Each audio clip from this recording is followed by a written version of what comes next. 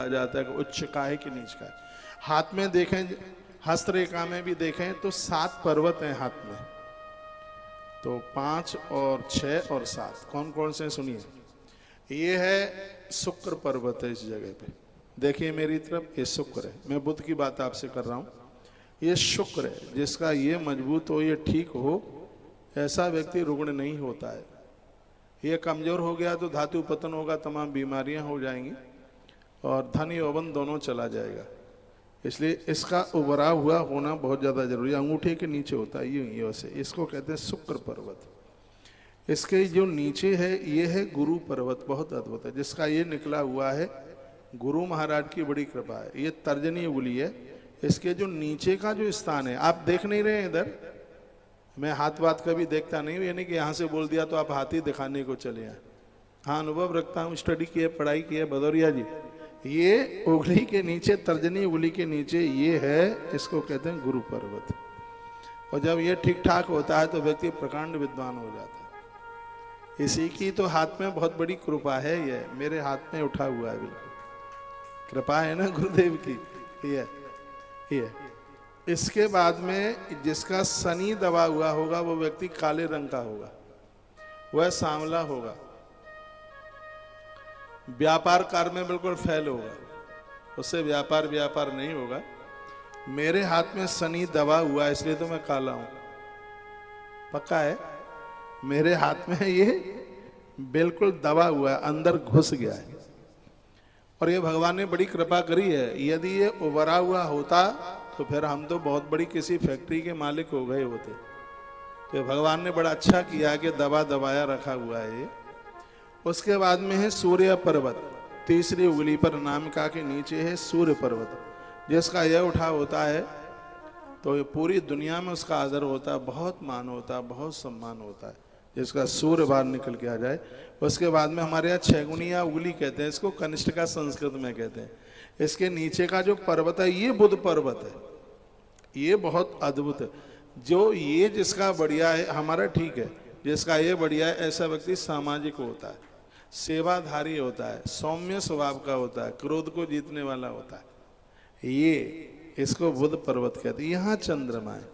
जिसका चंद्रमा ठीक होता है वो विदेश यात्रा करता है, उसके पाँव में चक्कर बना ही रहता है, एक जगह बैठता नहीं है। यह भी उसका ये दिव्य ये स्थान बहुत ये अद्भुत है। ये यहाँ पर है ये चंद्र पर्वत भी ये बहुत अद्भुत यह पर्वत है। यहाँ मणिबंध रेखा होती है, ये मणिबंध रेखा होती है, बड़ी प्रभावी। ये पूरी की पूरी तीनों पूरी हों तो व्यक्ति साधु बन जाएगा, सन्यासी बन जाएगा। ये पूरी की पूरी तीनों हों। यदि कुछ आदि सी है तो आधा साधु और आधा, हाँ ऐसा होगा। और ये यहाँ पर है, ये जौ का निशान है, यव निशान। कहते हैं कि जाए फिरे बनखंड में तो लक्ष्मी संग, अंगूठे में होता है ये यव। ये बड़े बड़भागी लोगों को ये होता है। तो चलिए, हमने कुछ आपके सामने बुध की बात कर दी है और कथा तो ऐसे हो रही है जैसे कहीं किसी क्लासरूम में बैठ करके कथा सुन रहे हैं। इनको तो स्वर वर देना नहीं है क्योंकि ये भी हस्तरेखा दिखा रहे हैं। इनको सब कुछ तो मिल गया है, पता नहीं अब क्या चाहिए। अब आराम से बजाइए, ये तो आप लोगों को जरूरत है, आवश्यकता है। बोलो बांके बिहारी लाल की जय हो। तो बुध की पूजा क्यों की जाती है, ये मैंने इसमें कुछ चर्चा की है। तो याद रखना, घर की लड़ाइयाँ झगड़ों को ख़त्म करने के लिए, माँ बाबू जी की सेवा के लिए, उनका स्वास्थ्य ठीक रहे। और एक और अद्भुत बात बता दूं, ये सुन करके आपको बड़ा अच्छा लगेगा। जिसके ऊपर बुध प्रसन्न है, ऐसा व्यक्ति दुनिया के किसी भी कोने में पहुंच जाए, माता पिता का अंतिम संस्कार उसके हाथ से होगा। ये बुद्ध देव की बहुत बड़ी कृपा। और वो बच्चा बड़ा बड़भागी है जो माता के अंतिम समय में, पिताजी के अंतिम समय में वह उनके पास पहुंच जाए।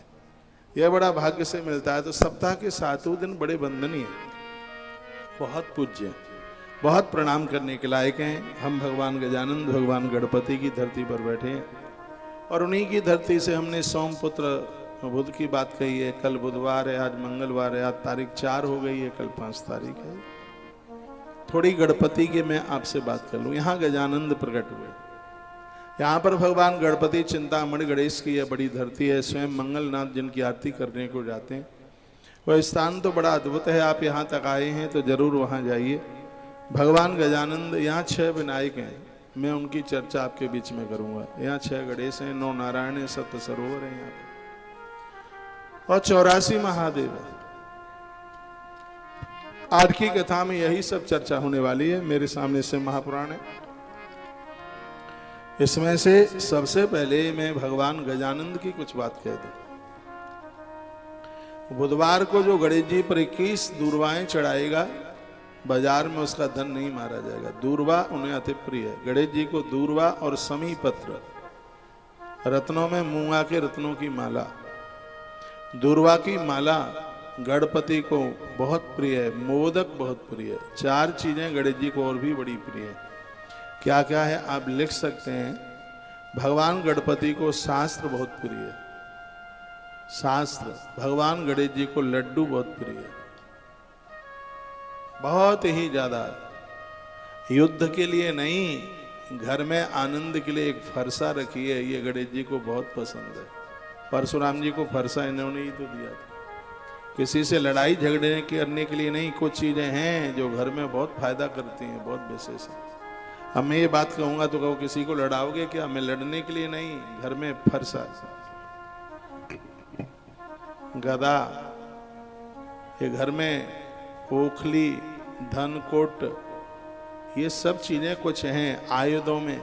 अब हम मानेंगे नहीं, घर में तो लकुटी भी बहुत ज्यादा विशेष है, बहुत ज्यादा शुभ है।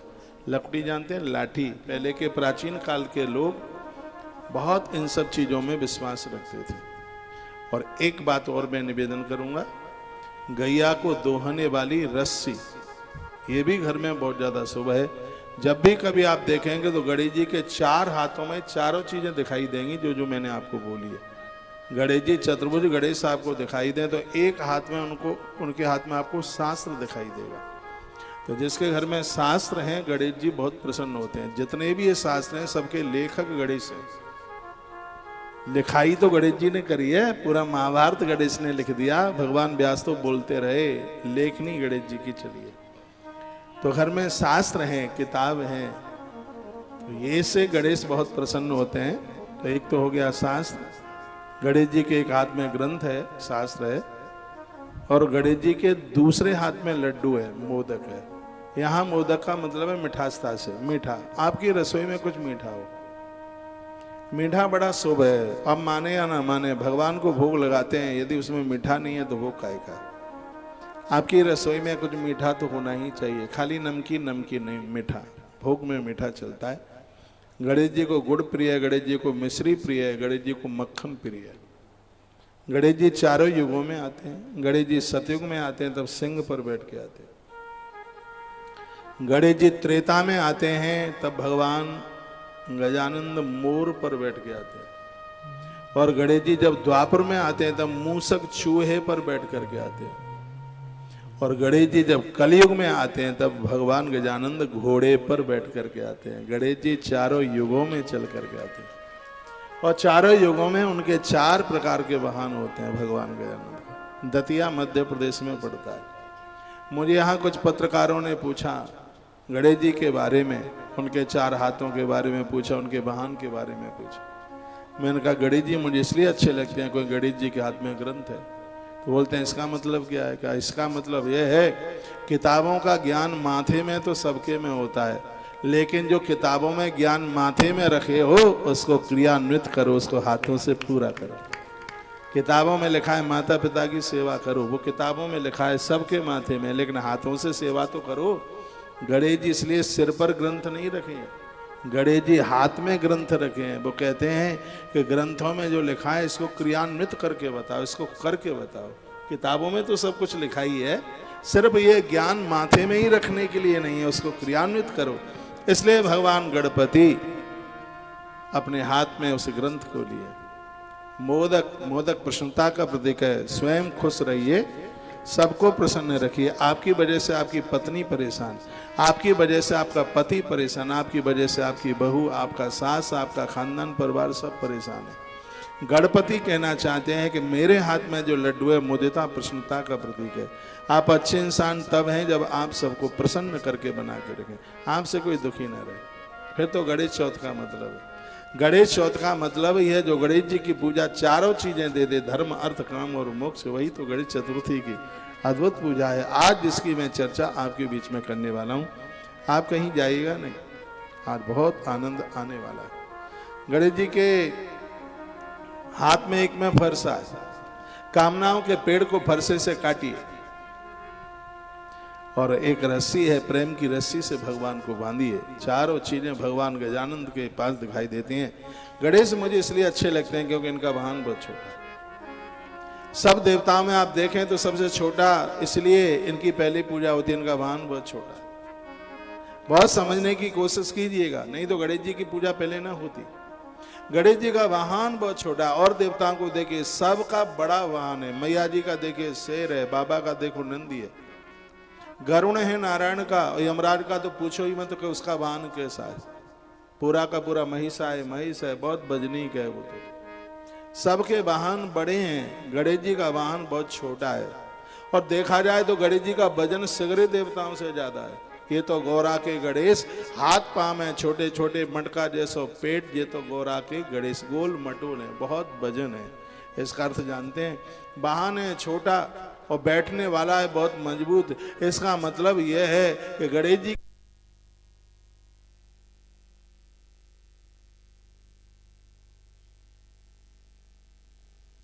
में सबसे पहले तुम पूज्य हो जाओ। ऐसा जीवन जीना आप किसी के ऊपर बोर ना बने।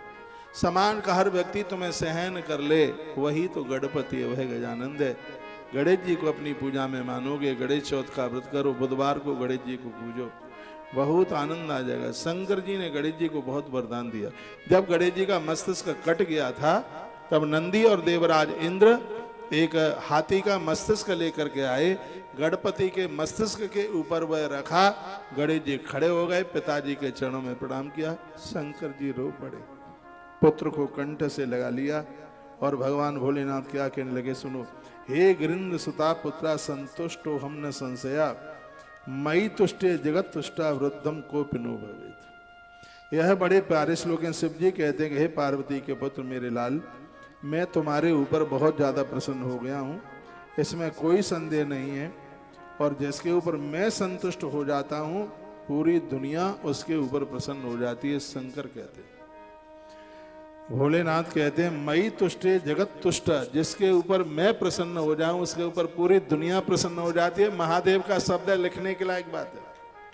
वो अपने पुत्र गणेश को कहते हैं कि बेटा मैं तेरे ऊपर प्रसन्न हो गया हूं, और जिसके ऊपर मैं प्रसन्न हो जाऊं, भोलेनाथ कहते हैं मई तुष्टे जगत तुष्टम, उसके ऊपर पूरी दुनिया प्रसन्न हो जाएगी, कोई भी विरुद्ध नहीं हो सकता। फिर हे पुत्र, तुम बालक रूप से हो और शक्ति के महापराक्रमी परम तेजस्वी मेरे पुत्र हो। मैं तुम्हें आशीर्वाद देता हूं, तुम सर्वदा सुखी रहो। जो तुम्हारी शरण में आएगा उसे दुख का मुख तक नहीं देखना पड़ेगा।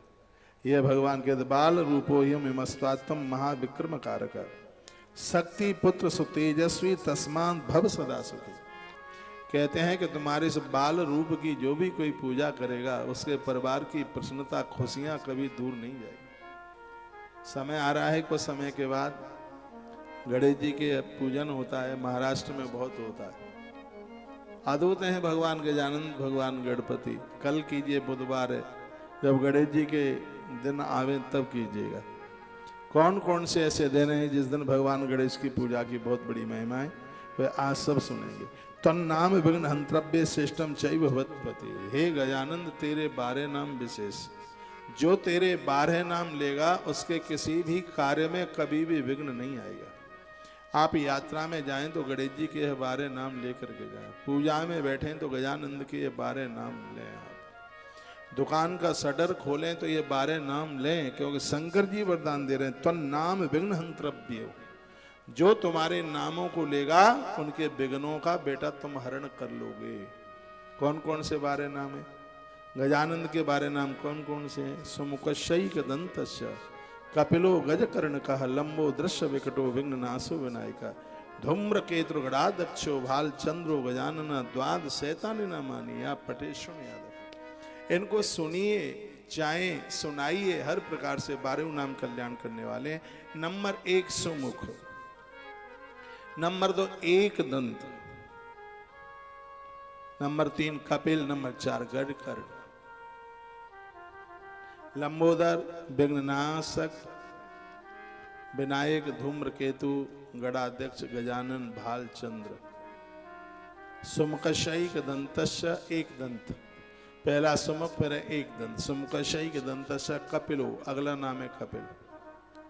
कपिलो गजकर्ण, कपिलो गजकर्ण। लंबोदर, लंबोदर से विकटो विकट, विघ्ननाशक विनायक, धूम्रकेतु गणाध्यक्षो, गणाध्यक्ष भालचंद्र, और अंत में है गजानन। द्वादश सहितानि नाम, जो इन 12 नामों को मानेगा, सुनेगा, श्रवण कराएगा, कहते हैं उनके जीवन के किसी भी कार्य में विघ्न नहीं आएगा। मोहर भगवान महादेव लगाते हैं। और शंकर जी ने जो लिख दिया, जो बोल दिया, किसी को ताकत नहीं है कि उसे कोई काट के बता दे। ऐसे भगवान महादेव हैं। सिग्नेचर उन्होंने कर दिया। रामायण पर सिग्नेचर महादेव ने किया है। मानस को भगवान शंकर ने साइन किया है इस पे। सत्यम शिवम सुंदरम भोलेनाथ ने लिखा है काशी के मंदिर में।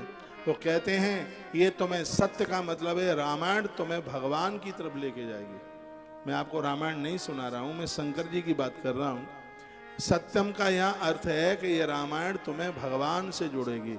शिवम, ये रामायण तुम्हारा कल्याण करेगी। सुंदरम, ये रामायण तुम्हारी भक्ति को बढ़ाएगी, तुम्हारी भक्ति को कम नहीं होने देगी। ये सिग्नेचर भगवान महादेव ने किए, भगवान भोलेनाथ ने किए। और मैं तो कहता हूं कि जब भी आप कोई ग्रंथ, नया ग्रंथ पढ़ना आप शुरू करते हैं, मैं ग्रंथ पर 3 शब्द लिखता हूं, सत्यम, शिवम और सुंदरम। इसमें कहते भगवान आपकी कृपा से हम आपको याद कर रहे हैं। भगवान आपकी कृपा से ही हमारी तरक्की वृद्धि हो रही है, और आपकी कृपा से ही हम भक्ति को प्राप्त कर रहे हैं। ये शब्द हैं। और 3 शब्द मुझे बहुत प्रिय हैं, मैंने बहुत बार आपको निवेदन किया है। एक है प्रातः आप जागते हैं तो बोलिए असतो मां सदगम है। अगला है तमसो मां ज्योतिर्गम है। तीसरा है मृत्यु मां अमृतगम है। यानी भगवान हमें असत्य से सत्य की ओर लेके, यानी संसार से परमात्मा की तरफ लेके चलो। असतो मां सदगम है, तमसो मां ज्योतिर्गम है, हमें अज्ञान से ज्ञान की तरफ लेके चलो।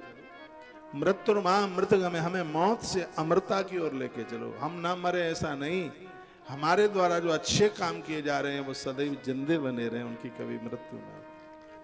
ऐसी ईश्वर से प्रार्थना की जाती है। तो देखिए, मैं भगवान गजानंद की बात आपको कर रहा हूं। भोलेनाथ ने कहा मैं तुष्टे जगत तुष्ट, तुम्हारे ऊपर मैं प्रसन्न हूं, और जिसके ऊपर मैं प्रसन्न हो जाऊं उसके ऊपर तो पूरा जगत प्रसन्न होता है। भगवान के देव मुक्ता संक्रेणा पूजा विदन्नेकसाह, आज से तुम मेरे संपूर्ण गणों के अध्यक्ष एवं सबके पूजनीय हो। मेरे जितने भी गण हैं उन सब के तुम ईश्वरवास से।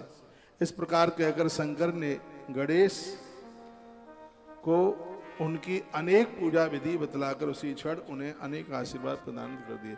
सबसे बड़ी बात है कि गणेश जी की पूजा कैसे होनी चाहिए, ये पूजा विधि स्वयं भगवान महादेव ने बताई, स्वयं भगवान शंकर ने बताई। जिस पूजा विधि का वर्णन स्वयं भगवान शंकर कर रहे हैं भैया, वह पूजा तो अद्भुत है।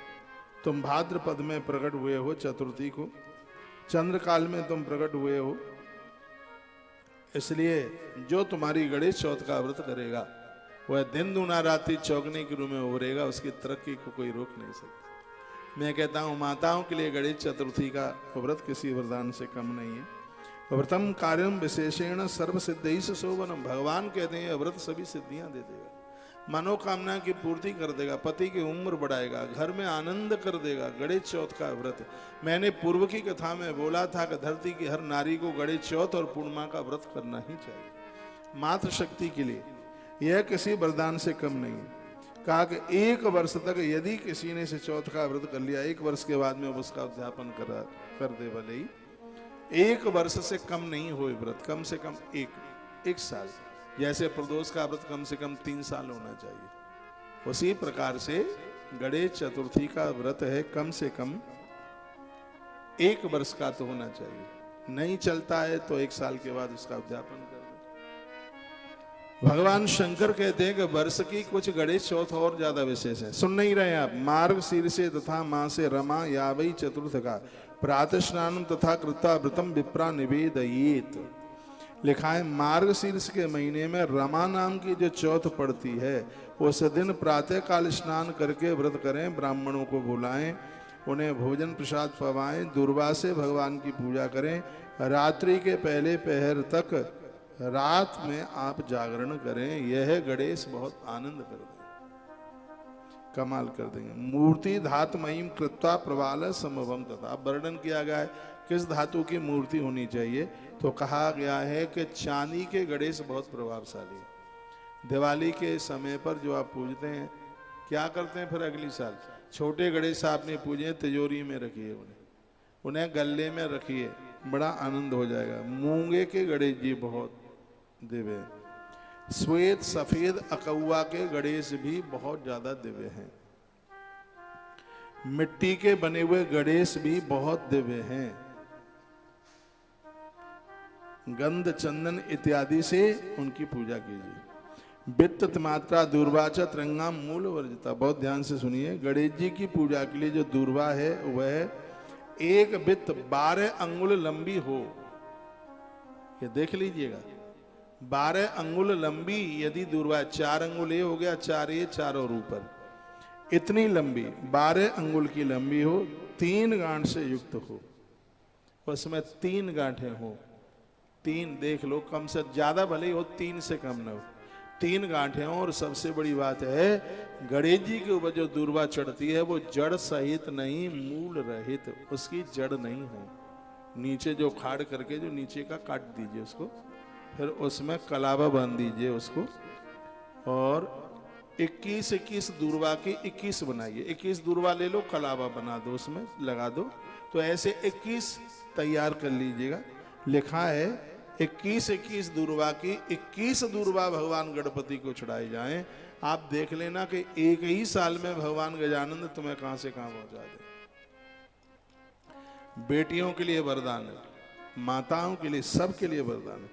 इस प्रकार की 101 दुर्वा से यदि आपने पूजा कर ली है तो बहुत कमाल हो गया। भगवान शंकर कहते हैं बेटा, यदि कोई 101 नहीं चढ़ा पाएगा, 21 भी चढ़ा देगा तो उसको आप इतनी तरक्की दे दोगे कि वो व्यक्ति सोच नहीं पाएगा कि मैं कहां से कहां पहुंच गया। स्वयं शंकर जी बता रहे, 21 नेकैव पूज्यत प्रथमाम स्थिताम। प्रतिमा के ऊपर 21 दुर्वा चढ़ाई यदि 101 नहीं हो पा रही है। धूप दीप नाना प्रकार के नैवेद्य। गणेश जी को तांबूल बहुत प्रिय है। गणेश जी को तांबूल चढ़ाने से कुष्ठ रोग नहीं हो सकता कभी भी। तांबूल जानते हैं? तांबूल कहते हैं पान को। और वो सूरदास जी ने आरती गाई है उनकी, उन्होंने भी उसमें लिखा है, फूल चढ़े पान चढ़े, फूल चढ़े पान चढ़े और चढ़े मेवा, लडुअन के भोग लागे, संत करें सेवा। तो उसमें फूल चढ़े पान चढ़े, संस्कृत में इसको तांबूल कहते हैं। कहते हैं पूजा में इनको अर्घ दिया जाता है। हम भी यहाँ अभिषेक में बैठते हैं तो गणेश जी को अर्घ दिया जाता है। अर्घ में पानी में थोड़ा कपूर डाल लो, थोड़ी सी रोली डाल लो, उसमें हो सके तो एक फूल डाल लो, फिर उनको विशेष अर्घ दिया जाता है। तो गणेश जी प्रणाम करने से बहुत प्रसन्न हो जाते हैं, भारी। कहते हैं तदनंतर फिर क्या करना है, ब्राह्मणों की पूजा करके प्रसन्नता पूर्वक मधुर पदार्थों से ब्राह्मणों को भोजन कराया जाए। इसके बाद स्वयं भी लवण रहित मधुर भोजन करना चाहिए। गणेश चौथ में नमक न लिया जाए, कोई भी नहीं, ना फलारी वाला ना दूसरा, स्पष्ट लिखा है। स्वयं कहते हैं, भगवान कहते हैं, वो कह रहे हैं कि यदि 47 नंबर का श्लोक है, स्वयं चैव ततो भुज्याम मधुरम लवणम बिना, नमक के बिना यदि गणेश चतुर्थी का व्रत किया जाए। गणेश चौथ में एक बार भोजन करने का विधान है, लेकिन वो मीठा भोजन होना चाहिए, चूरमा हो, उसमें थोड़ा घी डाल करके गुड़ का बुरादा डाल लीजिए। अब मेरे पास सामग्री नहीं है, नहीं मैं आपको बना के भी बता देता कि चूरमा कैसे बनता है। पराठा सेकिए, आटा लगाओ, उसमें गाय का कच्चा दूध डालो, आटे को मांड लो, अच्छी तरह से गूंथ लो उसको, फिर उसकी लोई बनाओ, लोई में एक थप्पी लगाओ, फिर बीच में थोड़ा घी लगा लो, फिर उसको द्वारा से लोई बनाओ, फिर उसको पिचका दो, फिर उसके ऊपर बेलन चलाओ, थोड़ा तवे के ऊपर घी लगा लो पहले से, फिर उसके ऊपर पराठे को डालिए, मोटा पराठा, फिर उसको पलटिए, फिर उसके ऊपर घी लगाइए, फिर उसका मलीदा चूरमा बनाइए, उसमें थोड़ा बतासा फोड़ करके डालिएगा, उसमें थोड़ा आप गुड़ का बुरादा भी डाल सकते हैं, खांड आगरा वाली मिल जाए बूरा तो वह डालिए, तो ये प्रसाद बन करके तैयार हो जाता है। ये गणेश जी को बहुत ही ज़्यादा प्रिय है। गणेश जी को लगाने वाले भोग की ये बात कह रहा हूँ मैं। तो ये है चूरमा। भगवान गजानंद को भोग लगाने के बाद गणेश चतुर्थी के दिन किसी भी प्रकार की सब्जी, किसी भी प्रकार का नमक आप नहीं खाते हैं तो इसका पुण्य आपके भाग में 100% जाता है। स्वयं भगवान शंकर कहते हैं भुज्या मधुरम लवणम बिना, इस दिन भोजन मीठा करें, नमक के बिना करें, लवणम बिना करें। तत्पश्चात अपना सारा नियम गणेश जी को समर्पित कर दें। इस प्रकार अनुष्ठान करने से यह शुभ व्रत पूरा होता है। गणेश स्मरणम कुर्या संपूर्णम स्यात् व्रतम शुभम।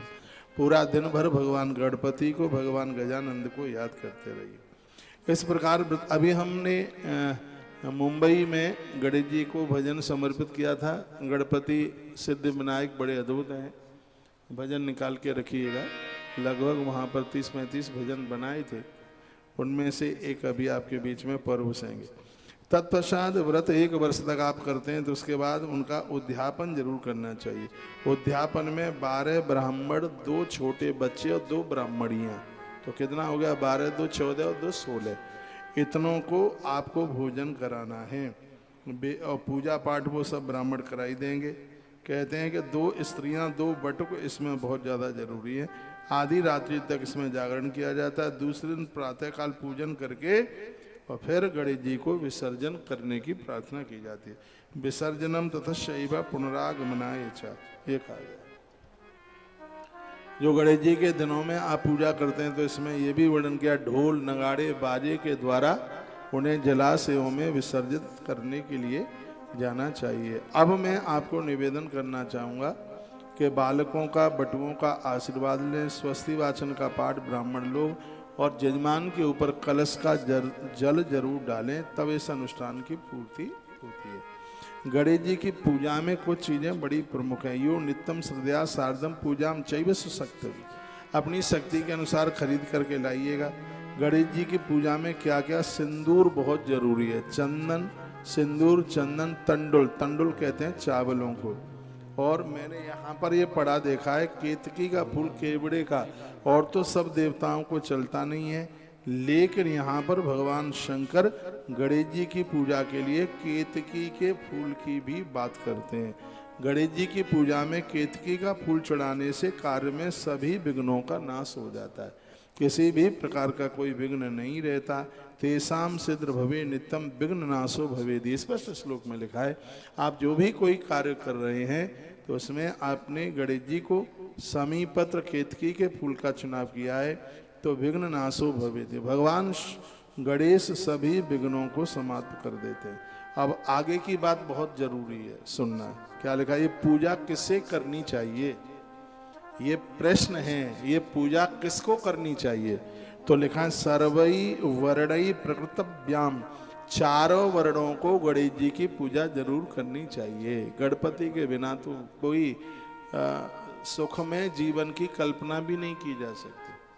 तो इसलिए लिखा है सर्वई वर्णई प्रकृतव्या, अपना कर्तव्य समझकर श्रद्धा पूर्वक चारों वर्णों को भगवान गजानंद, भगवान गणपति की पूजा करनी चाहिए। छोटे बच्चे, बूढ़े, युवा सबको करना चाहिए। फिर लिखा है स्त्री विषय विशेषता, माताओं को तो गणेश जी की पूजा जरूर करनी चाहिए, ऐसा भगवान शिव कहते हैं। भगवान शंकर कहते हैं स्त्री विषय विशेषता, नारी के लिए ये पूजा बहुत ही ज्यादा विशेष है। यम यम काम यते यो वै तम तम तमापनोत निश्चितम। गणेश जी की पूजा जो आप करते हैं, आप जो सोचेंगे वही पूरा हो जाएगा। अतः काम धाने न तेन सेव्या सदा भगवान, आपने जो सोच रखा और वो हो नहीं पा रहा है, गणेश जी की शरण में जाइए और ये बिल्कुल पूरा कर देंगे। मैं बेटियों को कहना चाहूँगा, भगवान गणपति को वंदन पूजन आपके लिए किसी वरदान से ये कम नहीं है। आपको पता है दुर्गा की तो पूजा माता जानकी करती थी, लेकिन विशेष रूप से भगवान गजानंद की पूजा माता जानकी करती थी। माता जानकी भगवती गजानंद की विशेष रूप से पूजा। और जब धनुष टूट रहा है उससे पहले माता जानकी ने भगवान गणपति से आशीर्वाद मांगा है। रंग भूमि जब सिय पग उधारी, जब मैया आई है उस रंग भूमि में, तो वहीं के आसपास की चौपाइयाँ आए कि माता जी ने भगवान गजानंद को मन ही मन बहुत वंदन और प्रणाम किया। और सुनिए, राम जी जब केवट की नाव से उतरे और आगे के लिए प्रस्थान करते हैं, तो वह भी भगवान गणपति को मना करके ही आगे बढ़ते हैं। गणेश जी के बिना तो प्रभु राम का काम नहीं चलता। छत्रपति शिवाजी कहते हैं क्षत्रियों के सिगरे गुड़ उनके पास में थे। जब मथुरा में उनको मलक्षों ने घेर लिया, ऐसा लग रहा था कि छत्रपति शिवाजी पता नहीं आज संध्या का सूर देखेंगे कि नहीं। मेरी शिवाजी के प्रति बड़ी आस्था है, निष्ठा। ये महापुरुष ना होते तो हिंदुत्व का बोलबाला ना होता, नाम ना होता। इनके प्रति श्रद्धा रखिए। ये भगवान गणपति के इतने बड़े भक्त थे कि मथुरा जी में शिवाजी को दर्शन देने के लिए भगवान गणपति धरती से प्रकट हो गए। वो गणेश जी आज भी हैं। मथुरा के बाद जगह है जयसिंहपुरा, कभी आप उधर जाएं तो शिवाजी के गणपति का आप जरूर दर्शन कीजिए। धन्य है मेरी माँ जीजाबाई, माँ तू मिल जाए तो तेरे चरण छू लूं। ऐसे महानायक को जन्म दिया छत्रपति शिवाजी, अद्भुत महापुरुष। भगवान गजानंद के वो बहुत परम भक्त थे, वो बहुत अद्भुत भक्त थे। आप सब अपनी पूजा में, अपने देवालय में, अपने घर में भगवान गजानंद, भगवान गणपति को पूजिए। मेरे निवेदन पर 1 साल के लिए आप गणेश चौथ का व्रत कर लीजिए। आप कहोगे आप रोज एक व्रत बता देते हैं, इन व्रतों का प्रभाव इसलिए बता देते हैं। ये सब प्रभाव कितना करें, करते ही रहो। कल सोमवार की, आज मंगलवार कर लो, कल गणेश जी का बुधवार कर लो,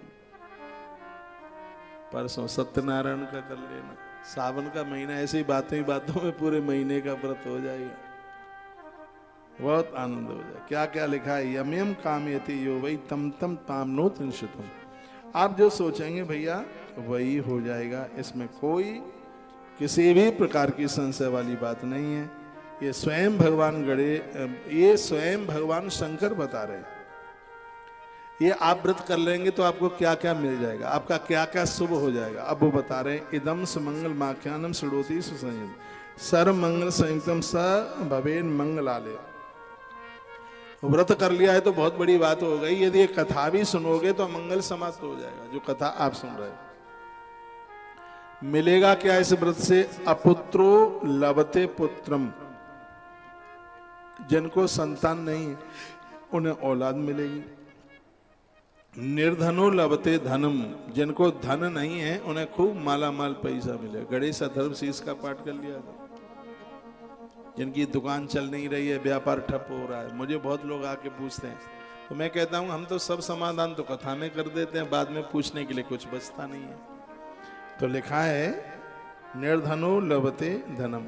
माताओं, आपके आदमी पर तो टाइम नहीं होगा ये व्रत करने के लिए, आपका कारोबार चले तो उसके लिए आप करते रहिए। बहुत माताएं कहती हैं महाराज जी पैसा है नहीं। जब आप अनाउंस करते हैं तो हमारा भी मन होता है कि हर सेवा में हम सहयोग करें, पर धन है ही नहीं। मैं बराबर कहता हूं, गरीब घर में जन्मे या गरीब ससुराल में पहुंचे ये अपने हाथ में नहीं था, लेकिन गरीब बनकर के मरेंगे नहीं, ये अपने हाथ में है। आप सक्षम बिल्कुल बन सकते हैं। आप ये अपना कर्तव्य समझते हुए मेहनती बनिए।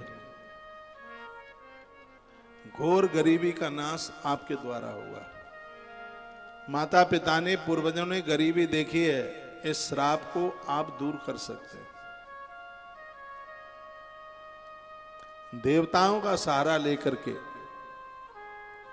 और आप विशुद्ध पवित्र कर्म करने में लगे रहिए। हारिए ना हिम्मत, बिसारिए ना हरि नाम। हिम्मत बिल्कुल नहीं हारनी है। ईश्वर का भरोसा समझ करके खूब मेहनती बनी।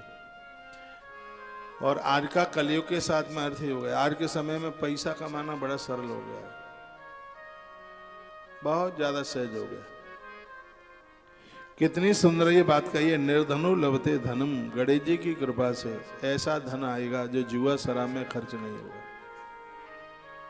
ये गणेश चतुर्थी का प्रभाव बता रहा हूं मैं। भार्यार्थी लभते भार्या, बच्चे बड़े हो रहे हैं, बिटिया बड़ी हो रही है, उन्हें ससुराल और उन्हें बहू नहीं मिल रही है, तो माता पिता ये जरूर करें। भार्यार्थी लभते भार्या। यदि कोई राजा है तो प्रजार्थी लभते प्रजाम, प्रजा के लिए वो कुछ कर सके तो उसे भगवान गणेश जी की पूजा करनी चाहिए। आरोग्यम लभते रोगी, दवाई काम नहीं कर रही है, भगवान गजानंद कृपा करें। मैंने तो कहीं कहा था जितने भी डॉक्टर्स लोग हैं अपने अपने अस्पताल में भगवान गणेश जी का चित्र जरूर लगाएं। विद्यार्थी जितने भी बच्चे अपने स्टडी रूम में गणेश जी का चित्र जरूर लगाएं। गणेश जी हैं ऐसे, लिखा है आरोग्यम लभते रोगी। गणेश जी रोगी को आरोग्यता दे देते हैं। सौभाग्यम द्रवगो लभेत, यदि ये कह दिया है कि पति की कुंडली में मार के से उम्र कम है तो उस नारी को आज से ही भगवान गणपति की आराधना पूजा शुरू कर देनी चाहिए। गणेश जी ऐसे अद्भुत है देवता है। नष्ट पुत्रम नष्ट धनम, जिनकी संतान नष्ट हो गई है या बेटा घर छोड़ करके चला गया, रूठ के चला गया, नष्ट धनम, धन नष्ट हो गया। पतिम च लवेत, पति घर छोड़ के चला गया, शोकाविष्ट शोकहीन, बहुत कोई दुख हो गया घर में, तो सब भवे नाम संशया, भगवान गणपति का नाम ही कल्याण कर देगा। ओम गम गणपतये नमः, यह इनका मूल मंत्र है। इदम गणेश माख्यानम यस गेहे चतिष्ठति, जो हम आपको सुना रहे हैं, किसी के भी घर में गणेश जी का ये महात्म्य गाया जाएगा तो सदा मंगल संयुक्ता सब भवे नाथ संशया, उस घर में कभी अमंगल नहीं होगा, उस घर में सदैव मंगल मंगल ही होता रहेगा। शंकर जी कहते हैं कि इसमें कोई संशय न समझा जाए। यात्रा काले, यात्रा करते समय गणेश जी के बारे में पुण्य आए, कोई पुण्य काम कर रहे हैं, दान दक्षिणा दे रहे हैं, उस समय भी गणेश जी का स्मरण किया जाए। सर्वाभीष्टम सलभते श्री गणेशा प्रसादता, कहते हैं गणेश जी की कृपा से संपूर्ण मनोरथ प्राप्त कर लेगा आदमी, स्त्री पुरुष, किसी भी चीज की कमी नहीं रहेगी। यह भगवान गजानंद की बहुत बड़ी कृपा है। आज हमने इस महापुराण की कथा के आरंभ में भगवान गणपति की बातें शिव महापुराण से आपके बीच में रखी। कथा तो पहले भी करने को आए, लेकिन अब के बार की कथा में कुछ ज्यादा ही आनंद आ रहा है। गणेश ताता सम्यक जनरुत्तमा, गणेश जी की इस कथा को जो भी कोई सुनेगा, चरतमपि दिव्यम में सुपराक्रम भूषितम, जो मिलिट्री में फौज में है, देश की सीमा में खड़े हैं, वो पराक्रम करने में कुशल हो जाएंगे, उनको ताकत मिल जाएगी। ऐसे भगवान श्री गजानंद है, ऐसे भगवान गणेश।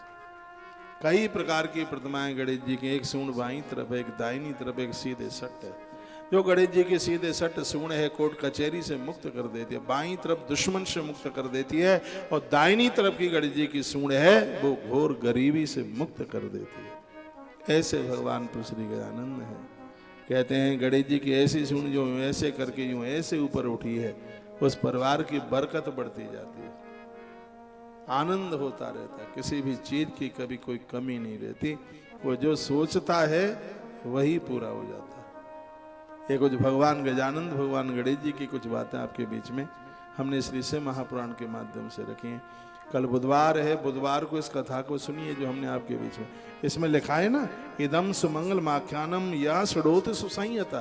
शंकर जी कहते हैं कि यदि इस कथा को कोई सुनेगा तो सर्व मंगल संयुक्तम, ये मेरा वायदा है कि उसके अमंगल खत्म हो जाएंगे और उसका जीवन मंगल कारक हो जाएगा। इसलिए बुधवार के दिन या चतुर्थी के चौथ के दिन भगवान गणपति के इस मांगलिक गाथा को, इस मांगलिक कथा को आप अवश्य सुनिए, आप जरूर सुनिएगा।